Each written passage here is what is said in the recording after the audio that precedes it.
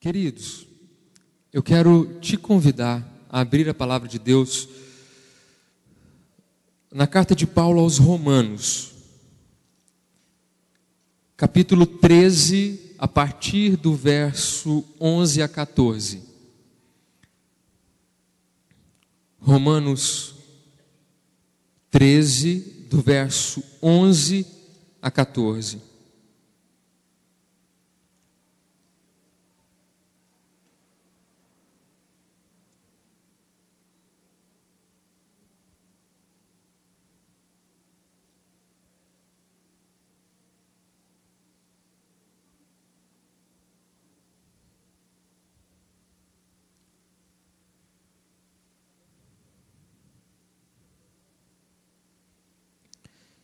Vou ler, peço à igreja que acompanhe atentamente esse trecho da palavra de Deus. O título em negrito trago pela Sociedade Bíblica é "O Dia Está Próximo". E digo isto a vós outros que conheceis o tempo, já é hora de vos despertardes do sono, porque a nossa salvação está agora mais perto do que quando no princípio cremos. Vai alta a noite e vem chegando o dia. Deixemos, pois, as obras das trevas e revistamo-nos das armas da luz. Andemos dignamente como em pleno dia, não em orgias e bebedices, não em impudícias e dissoluções, não em contendas e ciúmes, mas revesti-vos do Senhor Jesus Cristo, e nada disponhais para a carne, no tocante às suas concupiscências. No tocante às suas concupiscências. Vamos orar mais uma vez, queridos, colocando essa meditação diante do Senhor. Pai, nesse momento nós vamos ouvir a Tua voz através da Tua palavra, e em nome de Cristo Jesus, fale conosco a partir daquilo que o Senhor conhece das nossas vidas, daquilo que o Senhor tem preparado para falar ao nosso coração, e também a partir de como o Senhor tem preparado as nossas vidas e o nosso coração para receber essa palavra. Em nome de Cristo Jesus, fala as nossas vidas. É a oração que fazemos, gratos por tudo. Em nome de Jesus. Amém. Opa! Queridos, isso se parece com o quê? Água. Poderia não ser? Poderia não ser. A certeza absoluta que os irmãos vão achar que é água. Nós estamos dentro de um templo, dentro da igreja. O diácono colocou uma jarra com água aqui. Mas o que parece ser, nem sempre é. Pode ficar tranquilo que é água, viu? É água. Teve um que ali, mas é água. Acontece que nem sempre aquilo que nós vemos, de fato, é o que se apresenta. Um copo com um líquido dentro, às vezes imaginamos ser uma coisa que não é. Às vezes o evangelho é vendido ou colocado de uma forma que ele não é daquela forma. Às vezes ele é colocado, ele é anunciado de uma forma completamente diferente do que Deus gostaria que ele fosse. Às vezes o evangelho se parece com algo que ele não é. Às vezes a nossa vida se parece com algo que não é. Eu gostaria da participação dos irmãos. Eu quero fazer uma pergunta e quero ouvir dos irmãos a explicação, a resposta acerca disso. O que é cristianismo? O que é cristianismo? Ser crente. O que é?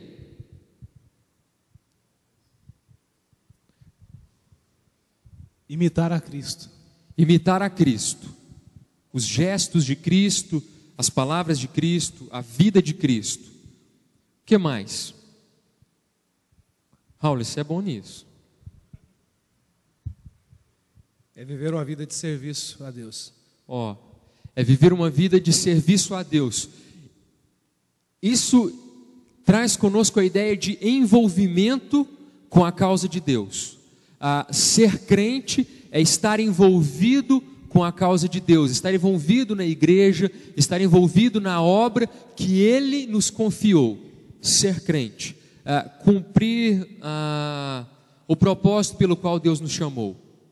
O que mais? As coisas estão afunilando. Léo, você também é bom nisso.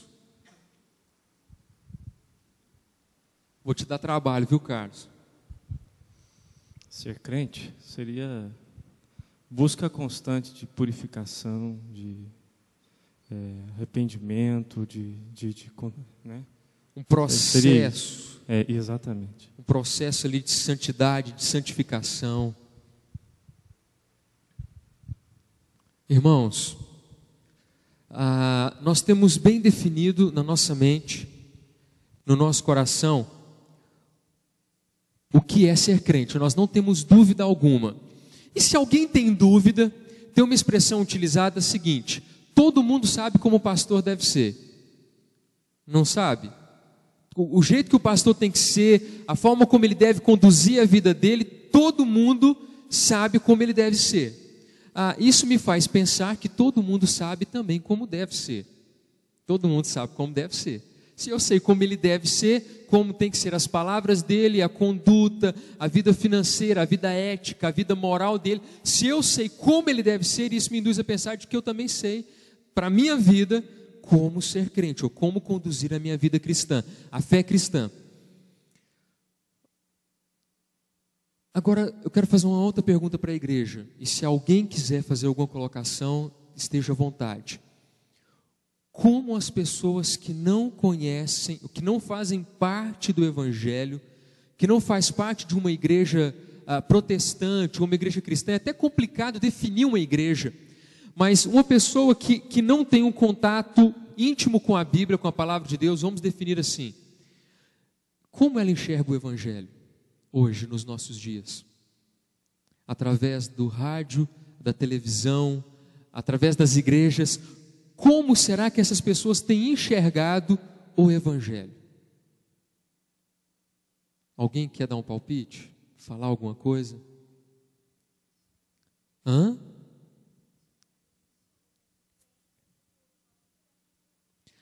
Através das missões que as pessoas são alcançadas, mas o Evangelho hoje, fazer essa colocação melhor, o que tem sido pregado, como tem sido falado, há uma diversidade tão grande que dá para discernir o que é Evangelho.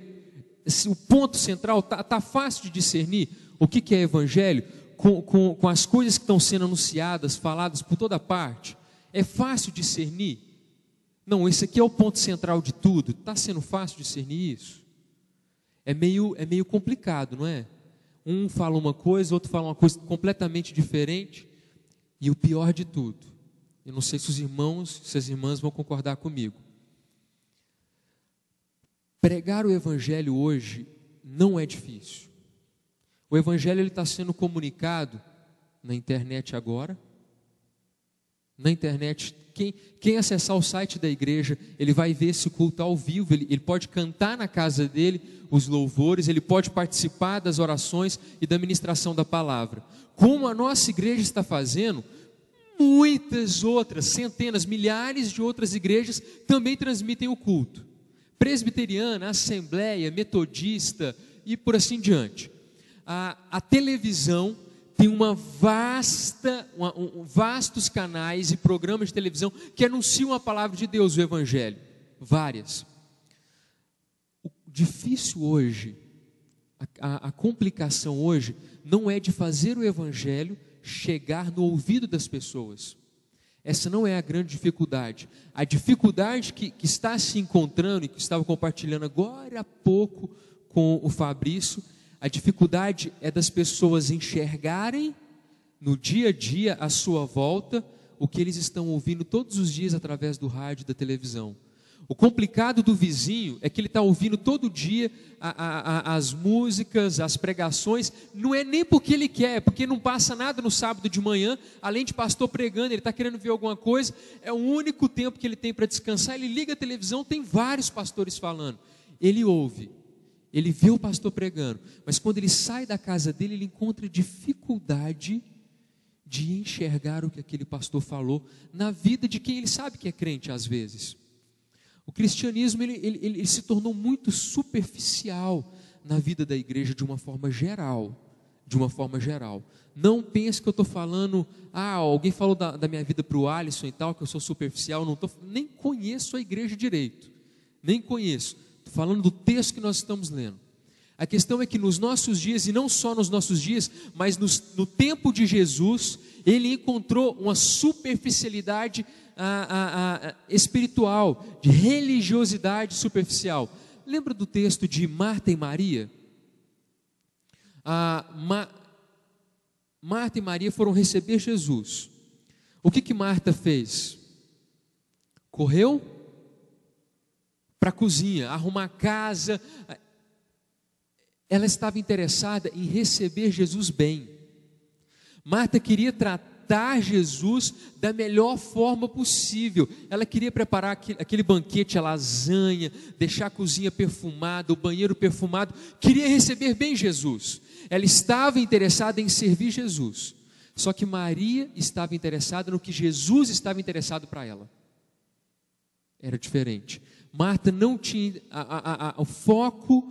O objetivo de Marta não era atender às necessidades de Jesus, mas era chamar a atenção de Jesus.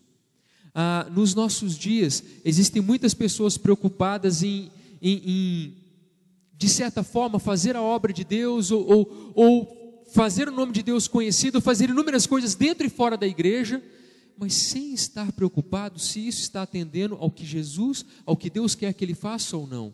Ali Marta estava vivendo uma superficialidade, uma religiosidade superficial. Ela estava interessada em fazer alguma coisa para Jesus, sem se preocupar se ele estava interessado com aquilo ou não. Ele então chama a atenção dela: Marta, você está preocupada com o superficial, com o temporal, com o passageiro. Maria está recebendo o que vai permanecer em seu coração, vai dar suporte a ela. Filha, eu não vim aqui para isso, para você me servir, trazer banquete, arrumar a casa. Não é para isso que eu estou aqui. Para que Deus tem visitado as nossas vidas? Por que Ele tem visitado as nossas vidas? Por que Ele tem falado conosco? Essas são as perguntas que a gente precisa resolver dentro de nós, nos nossos corações. Hoje eu gostaria de conversar com os irmãos, de acordo com esse texto, e com o que estava acontecendo na vida da igreja de Roma, sobre algo que tem crescido nos nossos dias e que fez parte da vida da igreja de Roma, fez parte na vida da igreja em todas as épocas. Onde houve crente, onde houve cristão, essa expressão existiu, a expressão chamada ateísmo cristão. O ateísmo cristão ele não só cresceu, como ele existe há muito tempo. Ateísmo cristão ele é produzido por quem conhece a Deus, por quem leu a palavra de Deus e de certa forma vive como se fosse alcançado, como se tivesse sido ou por ter sido alcançado pelo Evangelho. Ateísmo cristão ele é vivenciado, ele está presente na vida da igreja. O ano passado um colega meu chutou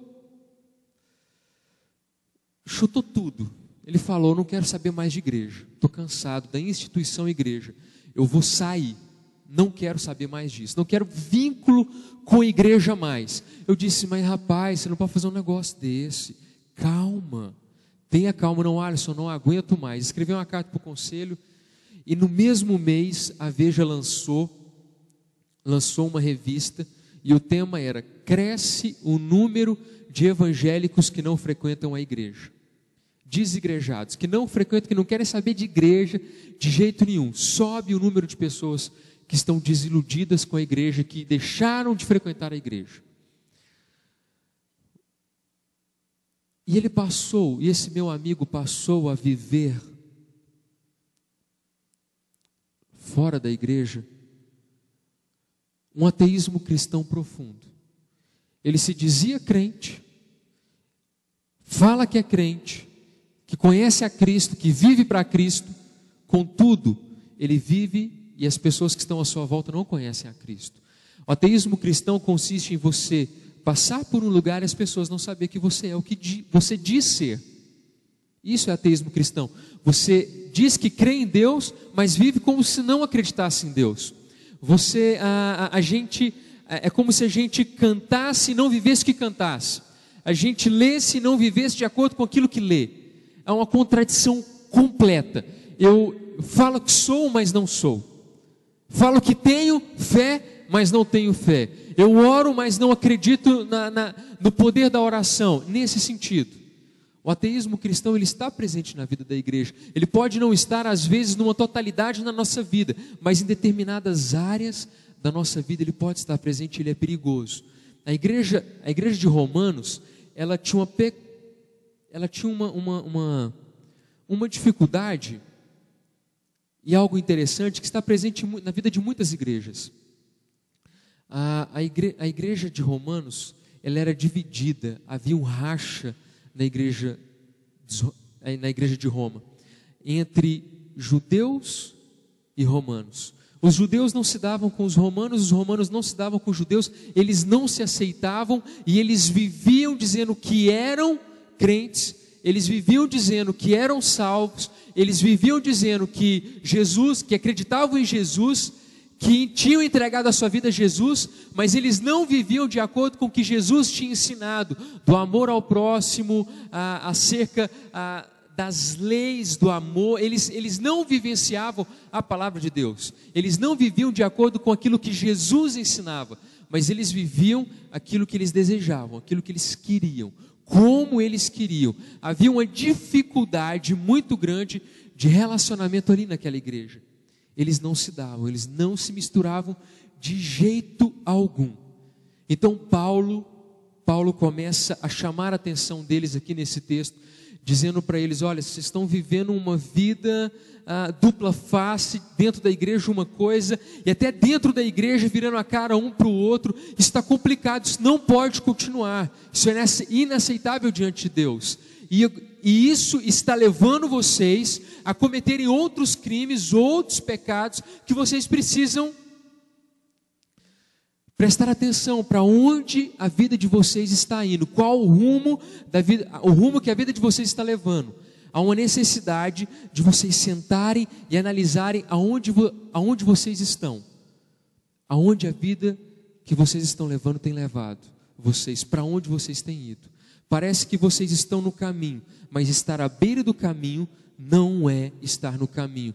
Parecer ser crente não é ser crente. Não é. E aí ele vai dizer algo muito importante. E digo isso a vós outros que conheceis o tempo. Já é hora de vos despertardes do sono, porque a nossa salvação está agora mais perto do que quando no princípio cremos. O ateísmo cristão é produzido por quem conhece, mas não é conhecido como cristão. Não passou pela transformação. Não passou pela transformação. Aqui ele está dizendo: e digo isso a vós que conheceis o tempo, e já é hora de vos despertardes do sono. Por quem conhece o Evangelho, participa do Evangelho, conhece o tempo, conhece a vontade de Deus, as verdades de Deus, a forma de Deus trabalhar, o tempo de Deus trabalhar, o que Ele quer fazer na nossa vida. Tudo que nós conhecemos, está dizendo para nós, Paulo está dizendo para a igreja, vocês conhecem, e estão vivendo como se não conhecessem. É como se vocês dizem que vivem, mas estão dormindo. O Evangelho está adormecido dentro de vocês. O Evangelho, ele não está sendo vivido à flor da pele. O Evangelho não está sendo conhecido através das vossas vidas. Há uma dificuldade de olhar e enxergar o Evangelho, na vida, vivenciando, sabe, no dia a dia, há uma dificuldade muito grande. Ele está dizendo para a igreja, naquela época, dizendo para nós, quando há dificuldade, é porque o cristianismo não está sendo vivido plenamente, não está sendo vivido plenamente. Se há uma dificuldade das pessoas enxergarem o que somos, o que dizemos que somos, então nós precisamos rever os nossos conceitos, a nossa fé, a nossa vida, a nossa fé e a nossa vida. O ateísmo cristão, ele é produzido por quem conhece, mas não é conhecido como cristão, não passou pela transformação, por quem conhece, mas não optou pela cruz, não deixou o velho homem. Versículo 12 vai dizer, vai a noite e vem chegando o dia, deixemos pois as obras das trevas e revistamo-nos das armas da luz. Vai a noite e vem chegando o dia. Aqui, Paulo está fazendo uma alusão interessante. Ele está dizendo,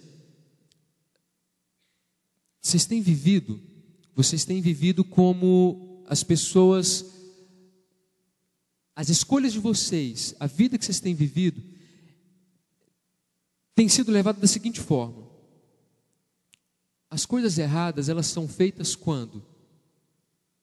Meio-dia ou de noite? Quando as pessoas querem fazer alguma coisa em oculto, em segredo, elas procuram fazer em que horário? Qual é o horário propício para isso? À noite. À noite é difícil enxergar o que estamos fazendo. À noite é difícil discernir as coisas como elas são. Paulo está dizendo, olha, vocês têm procurado viver no horário da noite. Vocês têm procurado se esconder à noite, viver erradamente, como se você estivesse fazendo alguma coisa errada à noite. Espera chegar à noite para fazer as coisas erradas. Tome muito cuidado, porque a noite passa e o dia vem. As coisas são descobertas. Deus traz à tona a luz, e mais do que isso, está chegando o dia em que vamos nos encontrar com Cristo. E aqui ele está chamando a atenção, não é para o dia que Jesus está vindo só, na segunda vinda de Jesus, mas é no dia que nós vamos nos encontrar com Ele, quer seja na segunda vinda ou no dia da nossa morte. Dizendo, toma cuidado, porque a gente não sabe que horas é o dia, que horas, qual o momento nós vamos nos deparar com Cristo. E quando esse dia chegar, como vamos estar diante dele? Qual é a vida que levamos? O que levamos da vida? Como vivemos a nossa vida? O que produzimos na nossa vida? O que produzimos na nossa vida? Um ateísmo cristão ou um cristão genuíno, verdadeiro, que ama, que leva o Evangelho através da vida, não só em palavras, mas de vivenciar, de fazer Deus conhecido através da nossa história, de fazer o nome de Deus conhecido através dos nossos gestos, das nossas escolhas. Essa é a ideia. A noite está passando e o dia está chegando. E agora, e ele vai dizer algo interessante aqui, no versículo 12: deixemos, vai a noite e vem chegando o dia. Final do versículo 11: porque a nossa salvação está agora mais perto do que quando no princípio cremos. Quanto mais o tempo passa, mais perto desse encontro eu estou.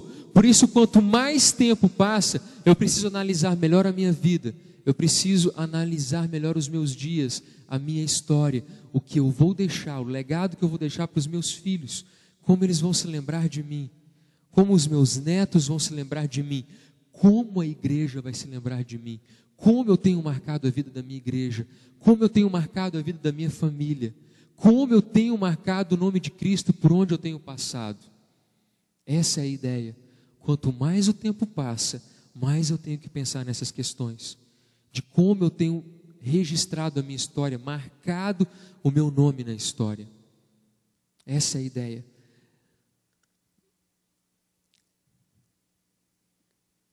O ateísmo cristão é produzido por quem conhece, mas não é conhecido como cristão. não passou por essa transformação, por quem conhece, mas não optou pela cruz, não deixou o velho homem,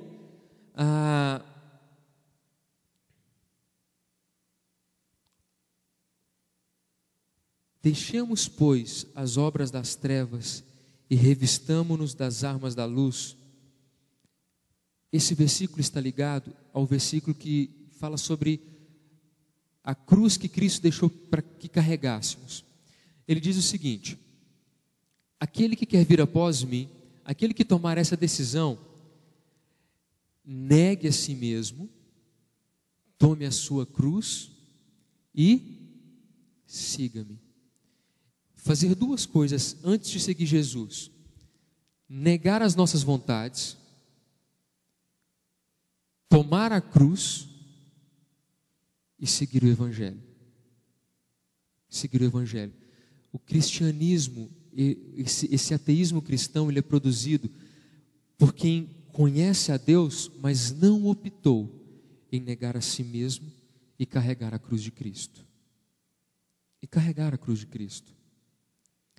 E queridos, isso é muito sério, porque várias pessoas, milhares de pessoas estão na igreja, fazem parte da igreja, têm comunhão com a igreja, são membros da igreja, mas ainda não foram arrolados no livro da vida. Não foram, porque não optaram pela cruz de Cristo, por carregar essa cruz. E o tempo está passando, os dias estão indo, e essas pessoas não têm tido o privilégio de vivenciar uma vida com Cristo. E às vezes uma pessoa que está do meu lado na igreja, às vezes essa pessoa sou eu, às vezes essa pessoa é o meu filho, às vezes essa pessoa é alguém que eu tenho orado muito tempo pela vida dela e às vezes eu tenho até desistido. Às vezes é alguém que eu acho que é crente demais e não é. Parece ser o melhor crente do mundo, mas ainda não optou por carregar a cruz de Cristo, não optou por negar os seus desejos carnais, as suas vontades, não optou. Nós só podemos conhecer e julgar a nossa vida, nós não podemos conhecer a vida do nosso irmão. A questão é que nós só sabemos da nossa vida, nem da minha esposa eu sei que ela pagou um preço muito alto para se tornar, para ser missionária e para ser crente. Sair de casa para ir para o IBEL foi uma luta muito grande. Ela teve que pagar um preço muito alto. Mas a religiosidade dela, a vida cristã dela, é ela com Deus. Eu não sei. Porque, queridos, houve um presidente da IPB que foi disciplinado pela igreja e que não foi restaurado, porque ele tinha um vício de fotografar prostitutas, travestis. Ele tinha uma certa dificuldade nessa área sexual. Um presidente da IPB, presidente da igreja presbiteriana, não é o atual, por favor, não é o atual, foi um presidente muito antigo. Ele foi despojado do ministério, ele não voltou à comunhão. Quantos pastores ministrando a palavra de Deus, e quando você percebe, esse pastor largou o ministério, largou a igreja, foi para os Estados Unidos. Eu conheço um pastor que largou o evangelho, que largou a igreja e foi viver nos Estados Unidos com o filho de um presbítero, morar com ele como homossexual, viver como se fosse marido e mulher.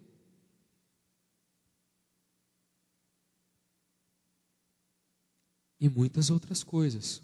Essas coisas estão dentro da igreja, elas fazem parte da vida da igreja. E isso é um pecado que faz parte da vida, existe como ódio entre irmãos, como raiva, como ressentimento, como qualquer outra coisa que não pode fazer parte na vida da igreja. Isso não é o evangelho, não faz parte do evangelho. É importante nós pensarmos nisso. A igreja não é... Existem duas igrejas. A igreja com I maiúsculo e a igreja com I minúsculo. A igreja com I minúsculo é a igreja que eu olho com os meus olhos. Você vai olhar para mim, você vai ver defeito em mim. Eu vou olhar para você e eu vou enxergar defeitos em você. Só que a igreja com I maiúsculo é como Deus vê. Pessoas lavadas pelo sangue de Cristo Jesus, remidas, e é assim que eu preciso olhar para a igreja. Eu preciso optar por fazer parte da igreja dessa forma, olhar para a cruz de Cristo e para aquilo que Ele quer fazer na vida da igreja. Deixar de olhar para as minhas vontades, para as minhas necessidades, deixar de viver a vida como eu quero viver e deixar Deus. Tem aquela música que diz assim: deixa a vida me levar, né? do Zeca Pagodinho. A ideia não é essa, a ideia é deixar Jesus levar a minha vida, é deixar Cristo conduzir a minha vida, e isso não é fácil. Isso não é fácil. Deixar Cristo produzir a minha vida, deixar Cristo conduzir a minha vida, não é fácil. E aí entra o versículo 14, que vai dizer assim, 13 e 14: andemos dignamente como em pleno dia, não em orgias e bebedices, nem em impudícias e dissoluções, nem em contendas e ciúmes, mas revestivos do Senhor Jesus Cristo, e nada disponhais para a carne no tocante às suas concupiscências. O ateísmo cristão se desfaz quando andamos dignamente, como em pleno dia. Quando andamos dignamente, como em pleno dia. O cristianismo, ele é produzido pela minha vida. Ele é produzido pela minha vida quando eu ando por onde eu passo, quando andamos dignamente, como em pleno dia. Deixa eu te dizer uma coisa com relação ao Evangelho, ao que ele produz. Paulo está chamando a atenção da vida da igreja aqui, dizendo: vocês estão vivendo fora do padrão que Deus estabeleceu. Quando andamos dentro do padrão que Deus estabeleceu, quando eu ando de acordo com a vontade de Deus, quando eu ando dignamente como em pleno dia, as pessoas me veem e enxergam a Cristo. As pessoas me veem e eu chamo a atenção das pessoas. Coisas diferentes acontecem. Esse é o ponto central aqui. Quando eu vivo o Evangelho, coisas singulares acontecem. Coisas extraordinárias acontecem. Eu experimento dos milagres de Deus, eu experimento o poder de Deus, eu experimento a manifestação do poder de Deus, a manifestação da presença dEle na minha vida, e mais do que isso, as pessoas que passam por mim, elas experimentam desse poder. A minha filha experimenta, a minha esposa experimenta, os meus colegas de trabalho experimentam, e mais do que isso, as vidas que eu jamais pensei que fossem tocadas, que o Evangelho iria tocar, que Deus iria alcançar, são tocadas e são alcançadas através da minha vida, por viver o Evangelho plenamente, como na luz do dia. Como na luz do dia. As pessoas passam a olhar para mim e a me enxergar como as estrelas no céu. Sabe, você sai à noite, quando você sair daqui, se o céu estiver limpo, você vai olhar para o céu, e quando você olhar para o céu, você vai ver milhares de estrelas brilhando. Tem uma frase depressiva, deprimida demais, que diz assim: eu queria ser um ponto no meio de milhares de pontos para não ser visto por ninguém. A ideia do cristianismo é diferente. Deus nos chamou para ser luz no meio de uma imensidão negra e escura, para as pessoas se orientarem, para as pessoas verem que existe esperança, que existe salvação, que existe esperança e salvação. Foi para isso que Deus nos chamou. Quando vivemos o Evangelho, quando conduzimos a nossa vida de acordo com o Evangelho, coisas inacreditáveis acontecem. Eu queria colocar para vocês aqui nessa noite coisas que aconteceram nesses dias, que aconteceram ano passado. Um senhor passando com a sua bicicleta, saindo do seu serviço para casa, numa cidadezinha chamada Araguari. Um senhor da Assembleia, indo para casa, para poder almoçar com a esposa e depois voltar para o trabalho. Ele passava todos os dias por uma determinada rua, mas nesse dia, alguma coisa aconteceu, ele desviou o caminho, ele foi por outro lugar. Uma mulher chorando, em prantos, atravessa a rua na frente dele. gritando: socorro, socorro, me ajuda, me ajuda. Ele parou, encostou a bicicleta: o que está acontecendo, minha senhora? Meu filho morreu, me ajuda. Ele é pequenininho, ele virou no balde e morreu, está lá morto dentro, eu não consigo tocar, nem não consigo fazer nada. Esse sim, ele falou: calma, aonde? Vamos lá, me mostra onde está. Ele chegou, o menino estava completamente dentro da bacia, de cabeça para baixo, ele não conseguiu sair. Ele falou: calma, peraí, deixa eu pegar o menino. Ele pegou o menino, colocou no ombro, ele não bateu, não fez respiração, não fez nada, ele orou. Ele disse: Deus, torna a vida esse menino. Essa mãe está desesperada. Ele orou, em nome de Jesus. Sabe o que aconteceu? O menino respirou na mesma hora. Na mesma hora. Na mesma hora. Eu conheci um homem que ele teve uma experiência. Chamava Zezão. Zezão. Uma mulher sempre ficava possessa. Sempre. Sempre. O diabo sempre tomava conta do corpo dela. Várias pessoas de várias igrejas iam lá. Demorava horas para o diabo sair, para o demônio sair. Depois ele voltava e fazia horrores. Mandaram chamar o Zezão. Sabe o que aconteceu, Anilton? Quando o Zezão virou a esquina da casa daquela mulher, quando ele virou a esquina da casa daquela mulher, o demônio falou só uma frase: não posso mais ficar aqui. E saiu. O Zezão conversou com aquela mulher, orou com aquela mulher, e aquilo nunca mais voltou a acontecer. Aquela mulher nunca tinha visto aquele homem, mas aquele homem vivia o Evangelho plenamente, e por viver o Evangelho plenamente, ele tinha experiências sobrenaturais. Queridos, pedimos milagre para o nosso Deus todos os dias. Financeiro, conversão dos nossos filhos, da nossa família, faculdade, trabalho, casamento dos nossos filhos, nosso casamento. Só que Deus, muitas das coisas que pedimos, e abra o seu, não é o seu ouvido, é o coração para isso. Muitas das coisas que pedimos não depende de Deus resolver. Muitas das coisas que colocamos diante do nosso Deus não compete a Deus resolver por nós, é da nossa conta. É para a gente resolver, é para a gente viver, e diante dessa vida vemos os frutos que tanto pedimos a Deus. Ele alcançou as nossas vidas para sermos o melhor esposo, a melhor esposa, para sermos o melhor filho, o melhor sogro, a melhor sogra, e não para termos discórdia dentro do nosso lar e pedir a Deus para resolver os nossos problemas. Não para ter discórdia no nosso trabalho e pedir a Deus para resolver os nossos problemas. Essa não é a ideia. Quando nós vivemos o Evangelho plenamente, coisas inacreditáveis e sobrenaturais acontecem. Acontecem, queridos. A gente começou dizendo coisas ruins.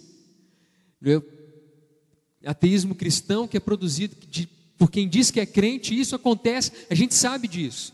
Mas o cristianismo, quando ele é produzido na sua plenitude, sabe? Quando vivemos a flor da pele, quando entramos no templo para vivenciar o culto de fato e de verdade, não só passar um tempo, um momento, quando vivenciamos esse momento, quando abastecemos o nosso espírito e saímos daqui dispostos, comprometidos, você pode ter certeza que quando você entrar na sua casa, quando você for para o seu trabalho, quando você ligar o seu carro, quando você tiver que estar nos lugares que você tem que estar, você pode ter certeza que você vai experimentar o sobrenatural de Deus.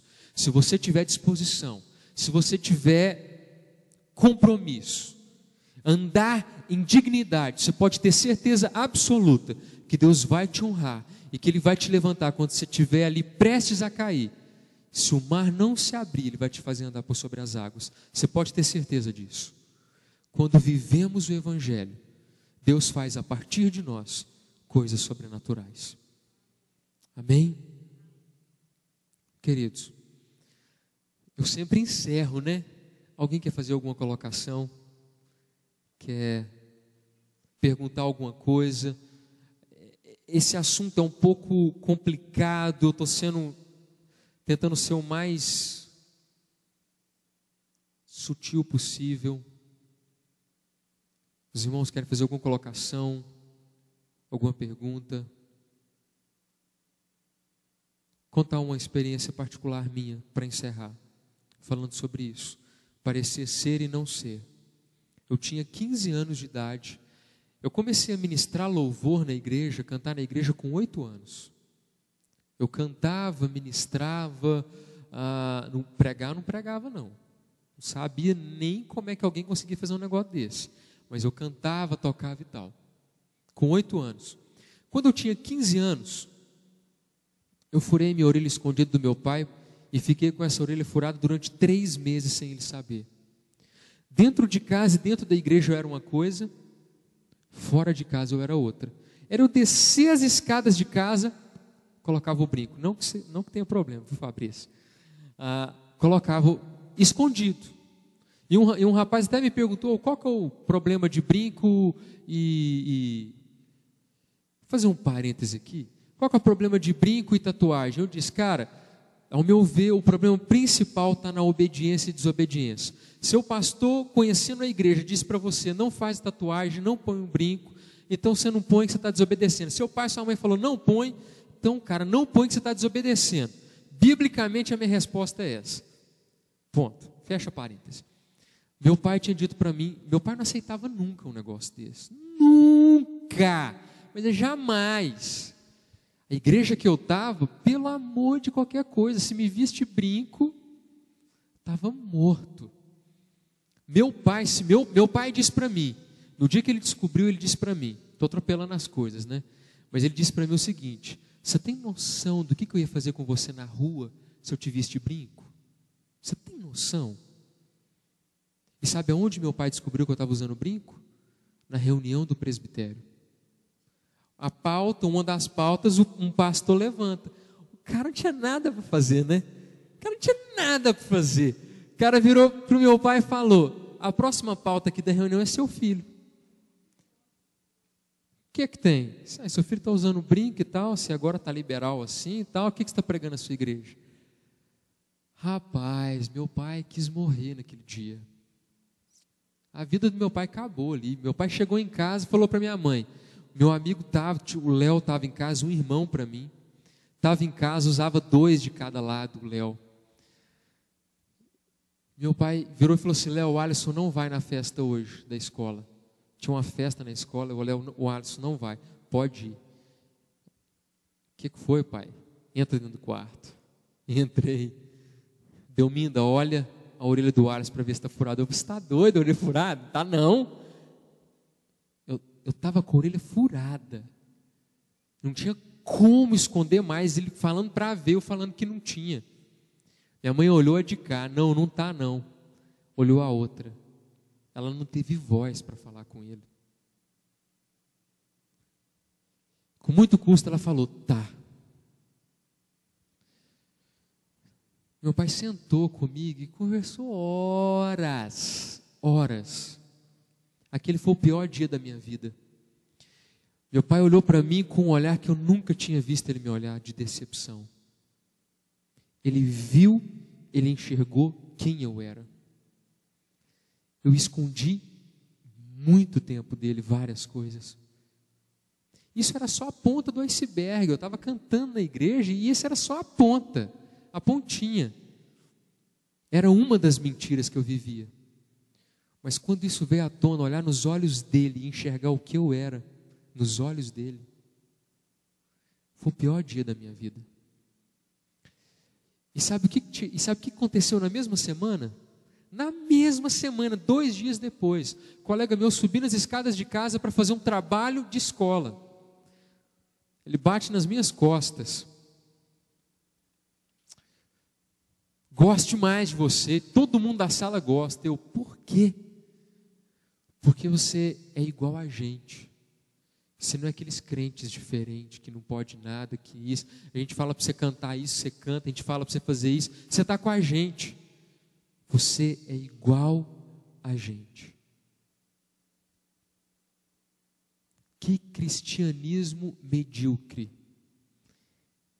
Eu era o maior produtor do ateísmo cristão possível que você imaginar. Estava na frente da igreja, todo santo domingo, cantando. Mas a produção fora da igreja era 100 por 1 de pecado, mas de santidade, de vida, nada. Fiquei 2 dias trancado no meu quarto, chorando, pedindo a Deus perdão. Deus, me faz sentir o teu perdão. Me faz sentir o teu perdão. Eu quero ser diferente. Eu quero ser diferente. Eu quero produzir vida. Eu quero transformar vidas. Eu quero ser diferente. Não foi fácil, queridos. Não foi fácil. Na minha escola, todo mundo sabia que eu era filho de pastor. Todo mundo sabia. E Deus usou uma pessoa que não conhecia o Evangelho para dizer que gostava de mim porque eu não era diferente. Foram experiências desagradáveis que moldaram a minha vida e têm moldado até hoje. Amém? Pela coisa boa que Deus fez na minha vida. Vou colocar de pé, vamos encerrar esse momento.